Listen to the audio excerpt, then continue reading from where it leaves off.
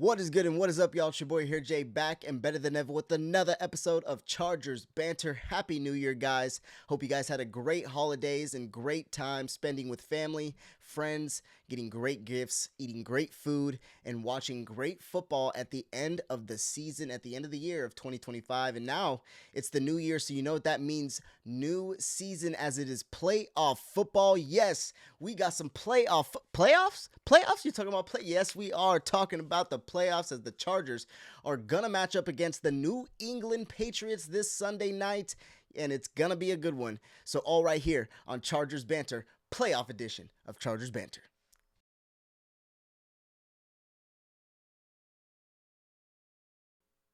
What's up, y'all, and welcome back to another episode of Chargers Banter, playoff edition of Chargers Banter. Happy New Year, guys. Hope you guys had a great holiday, spent it with some family and some friends, ate some great food, watched some great football, and watched some Chargers football at that. But it is the new year, so you know what that means.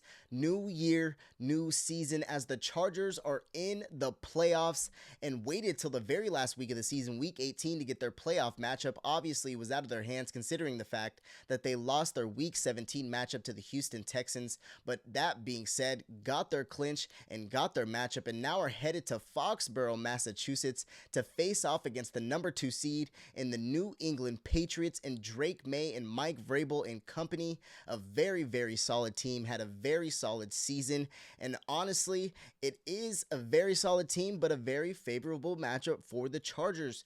But before we get into all the craziness with the playoffs, as this is a playoff edition of Chargers Banter, we got to gloss over what had happened in week 18, although it wasn't much, and yes, the backups were all in that game, but we got to gloss over it before we get into a preview of what we got this Sunday night at 4:30 on NBC.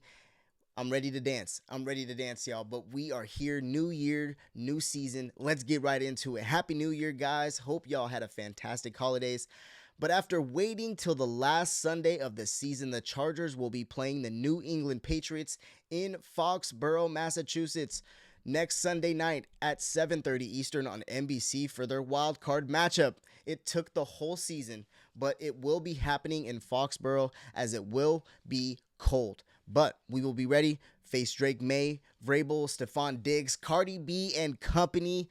Going to be a great matchup regardless, but we will have to see, as let's get into what happened to get to this point, guys. Chargers go ahead and lose in week 18 in a basically meaningless game for the Chargers as they clinch their playoff spot the week prior. After a tough loss the week prior versus the Houston Texans, basically for the division, the Chargers headed into week 18 disappointed in not getting the opportunity to win the division in the last week of the season in Denver, but instead the Chargers headed into the Mile High City for the last week of the season, resting more than half of their starters on offense and defense, and starting Trey Lance under center was the exciting part to see, but all for naught, as it was, a very tough game for him. Very tough game for him. It was very exciting to see him out there, obviously, and get the playing time that he did, but it was very tough, obviously. Facing a defense, that's a tough task. That's a very tough task.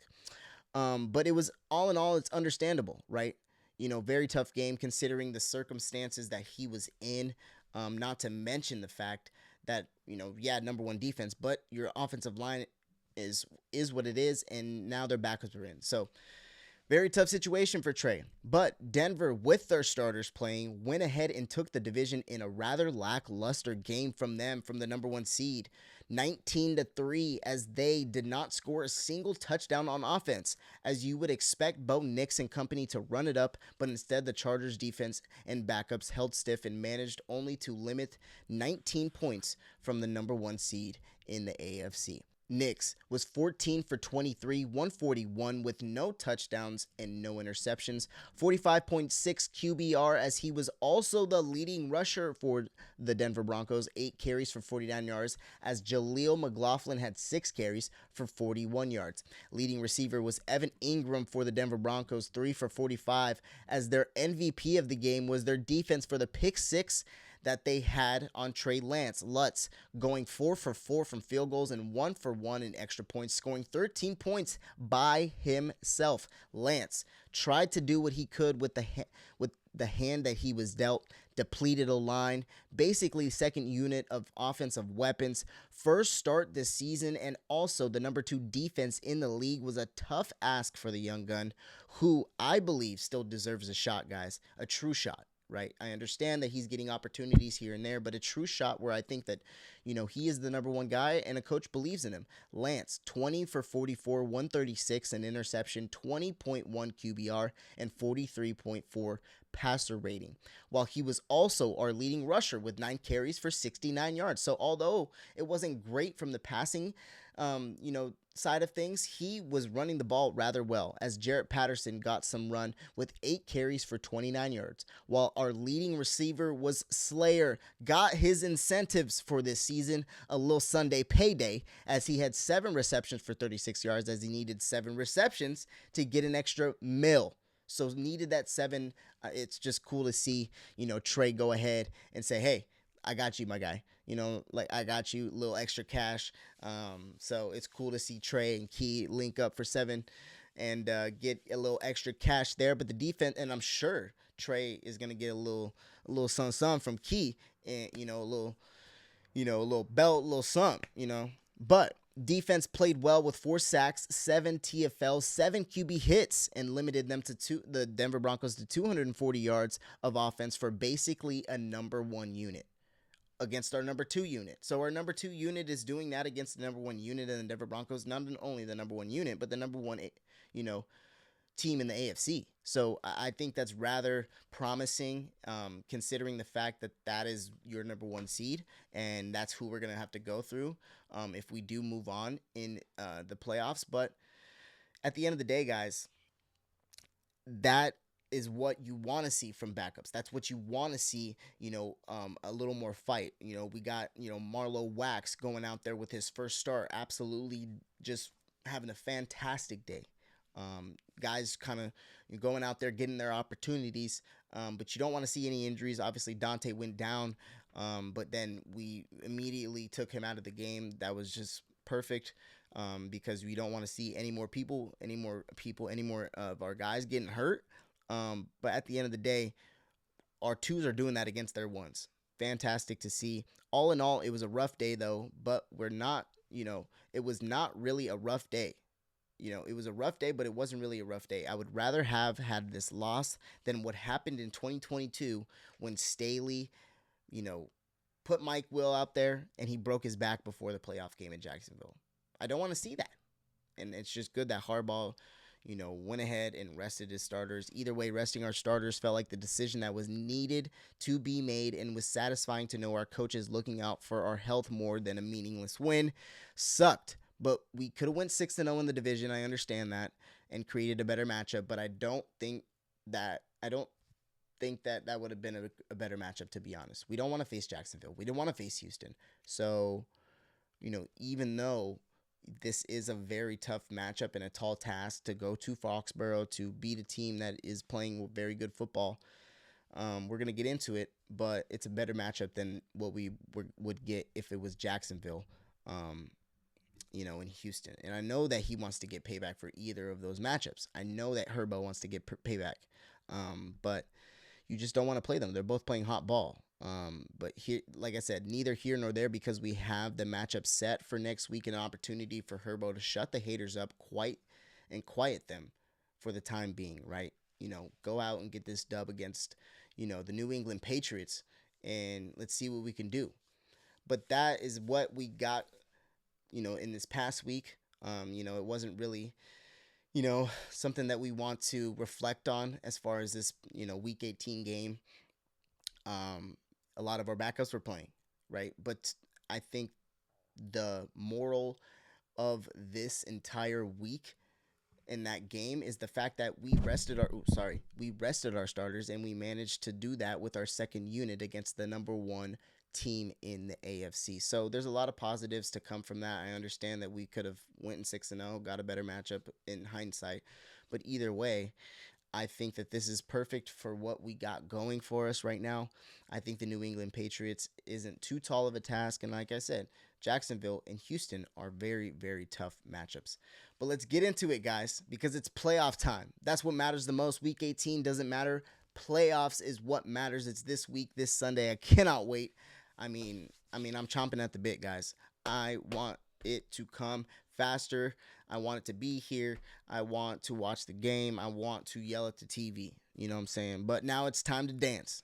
Playoffs? Talking about playoffs? Yes, I'm talking about the playoffs. Like I said, it will be a cold one, but I expect Harbaugh to do what he does best and get the team acclimated into the weather and also get Herbert ready mentally to face this task with all the variables. No playoff win, not clutch even when he is hurt with a broken hand. His O-line is the worst in the league statistically, and now he has an opportunity to quiet all the noise, but he needs it more than ever, guys. Just for his morale. I think that not only for this team to settle down, I think for Herb to kind of just settle into his own and finally solidify himself as one of the premier talents in the league. And it sucks that a lot of people are going to continue to hate. Herb's going to win this game or win a game in the future, and they're going to still hate. So I understand that no matter what he does, people are still going to not like Justin Herbert, but at least it'll quiet the noise for the time being, because I'm sick and tired of all of the narratives about every single thing about Justin Herbert is about his playoff losses. Nobody can appreciate the greatness that he is, and what he has done with the teams that he's had. And now he brings this team to the playoffs, and people are still hating on him. And so we just got to continue to push forward and continue to hopefully manage to win this game for Herbo. Man, that would be big time for him. Like I said, to just quiet all the noise. If he loses, not sure how he would handle this, and now not sure how his morale will be, but it will suck. And I know mentally he's going to be more locked in than ever, because this is basically his Super Bowl. If we can imagine, obviously the Super Bowl is a bigger game than this, but because of all of the narratives, because of all of the variables, because of all of the noise, this is Herbert's Super Bowl. I mean, for crying out loud, he's had two shots at it, and fell short. And now all the talk is about he isn't good enough, he isn't good enough, he isn't good enough. And now it's an opportunity for you to do that. I know if you're an athlete, you can't wait for this game to be here. You can't wait for Sunday. So I'm excited to see what Herbert has, even with a broken hand. He's going to be playing like a man with his head cut off. I can promise you that. But on top of that, Denzel Perriman suspension was uplifted, so we will have Denzel for the game. That is big time. I mean, that obviously, helps us a lot in the middle when it comes to the run game specifically. I'm excited to see Denzel be playing in another game for us. But this Patriots team is no slouch, guys. I understand that it's a favorable matchup and this and that. They're no slouch. Didn't get the second seed for, no reason. So we have to just be very pinpoint, very, anal when it comes to the things that we are doing, and be very precise, guys. I mean, we gotta be dialed. We gotta be dialed. There can't be mistakes, because this team will pick up on them 100%. They play tough football. I mean, that's the style that they play behind Vrabel, and look to impose their will in the running game and play action specifically. Henderson, Stevenson will be the tandem, so that'll be, something that we have to stop. And for them, Diggs and Booty are their premier guys on the outside. So we got to limit that through the air. Obviously, they don't have, a ton of receivers, but those are two very solid receivers. Not to mention Hunter Henry, former Charger, who's looking to play this game, who can't wait to play this game against his former team. Man, I would love Hunter. Right now. But either way, Hunter Henry is looking to play against this team as well. There's a lot of variables here. Obviously, the Vrabel and, the Jim Harbaugh, Michigan, Ohio State rivalry, New England Patriots history with the San Diego Chargers in the playoffs. Obviously, what happened in 2006, we won't mention it. And then obviously what happened, years later with Phillip Rivers and the torn ACL and all that stuff. And then going on, and now we're into the 2020s of this matchup, and there's just more history. It's going to be more history made. I think this is going to be one of those games where you're not going to see a lot of offense. You're not going to see a ton of points being scored. This is going to be a very feisty, gritty defensive game. When you get your opportunity to score, that's when you're going to score. But there's not going to be a lot of opportunity to score. And these defenses are going to continue to probably pick each other off, get turnovers. I have a feeling that, it's going to be one of those games where it's going to be back and forth of who is going to take advantage of their opportunity off turnover, and who, it's going to be grimy. It's going to be a grimy game. It's not going to be pretty. There's not going to be 500 yards of passing. There's not going to be 20 touchdowns being scored.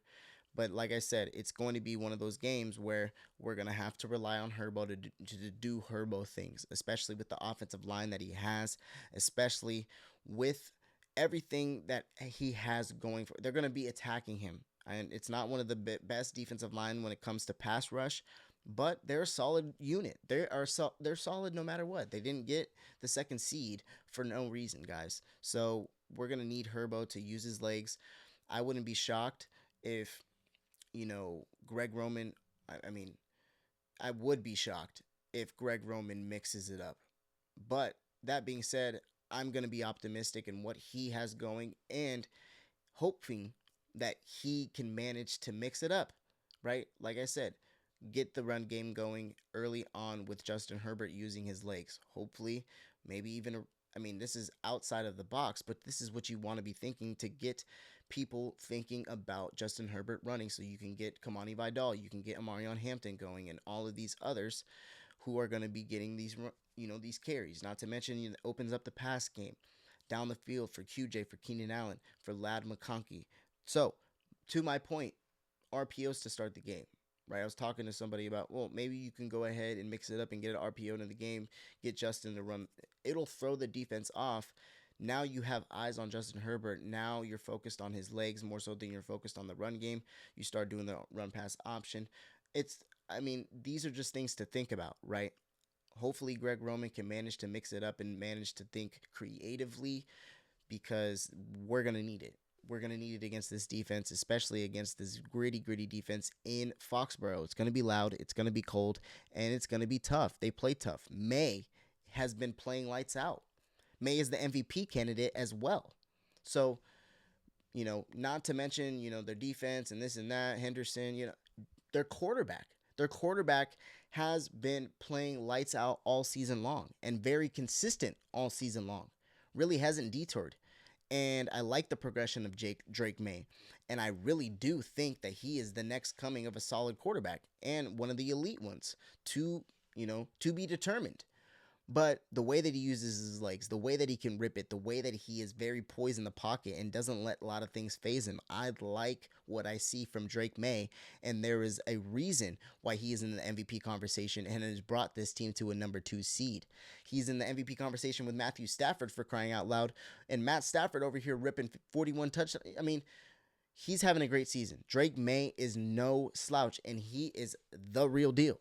So we're going to have to pay attention to him and him using his legs as well. Not to mention the fact that I said, everybody else around him, Stephon Diggs, Hunter Henry, and Booty, and then obviously the running back tandem and Ramondre Stevenson. And then we got Travion Henderson. But either way, we have to be on point, guys. We have to be on point. Like I said, Maye is the MVP candidate as well. Has been playing lights out in a consistent level. Over 250 passing yards and rush yards combined each week, it seems like. He manages to slow the game down and really likes to use his legs, which is an underrated part of his game, like I was lamenting to. He's a big dude at 6'5" and can compete with Herbert in slinging it if he needs to. We will need to be on our A game because of the fact that we are on the road, but also because of our history does us no favor in this matchup, guys. It really doesn't. So we got to be on our A game. Obviously, they had Tom Brady back then, but we need to manage to push through the tough times. And I'm hoping this culture in Jim Harbaugh has instilled will bleed through and propel us to victory, guys. I really hope so. It's going to be a tough-nosed defensive game, and our offense will not be present. I told you guys this. That's what's going to happen in this game, right? it's gonna be frustrating to watch this offense at times. Greg Roman is gonna be not creative. I just have a feeling that he's not going to be. I'm optimistic that we will get things figured out, but there's just not a whole lot of optimism and thinking that he's gonna be creative. I said I'm gonna be optimistic in general, but who knows, guys? I can't bank on the fact that he is going to be doing that. Being creative and doing everything that he can to get Justin Herbert the ball out of his hands. But who knows? Who knows? I believe our defense will bail us out a couple times and give Herbert short field opportunities. So we need to take advantage of that and manage to capitalize. But it's a matter of Greg Roman implementing unique ways to get the ball out early and out of Herbert's hands quickly. This defense is solid. Nothing crazy, but we'll be playing with their heads cut off, knowing they're going to be facing the worst O-line. I mean, that's how everybody's been playing against us, knowing that we are the worst offensive line in the league. Managing to get ways for Herbert to be able to have time, but also I would start with, like I said, running a read option, keeping the defense true to Herbert and his legs, and see what happens with the pass and play action. I think the play action is going to be key in this game, specifically not for New England, but for us more so than anything. I think that hoping, that's if our offense is fluid. The play action is not going to be working if our offense is trash from the jump. So we need to start running the ball well. That's why I said run pass option, hoping that that's the creativeness that Greg Roman is thinking of, right?